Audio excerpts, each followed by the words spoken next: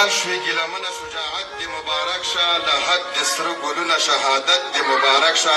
د درې رنګه بیرغ نه یې کفن درته جوړ کړی، په دین وطن مین هر یو وصیت دې مبارک شه.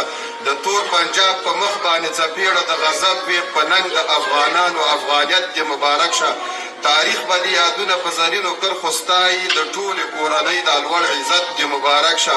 همیش به د فضل د زړه په کور کې ستا تصویر وي، د هر افغان په زړه کې محبت دې مبارک شه. له حد د سره ګلونه شهادت دې مبارک شه. مثال شوې ګیلمنه شجاعت دې مبارک شه.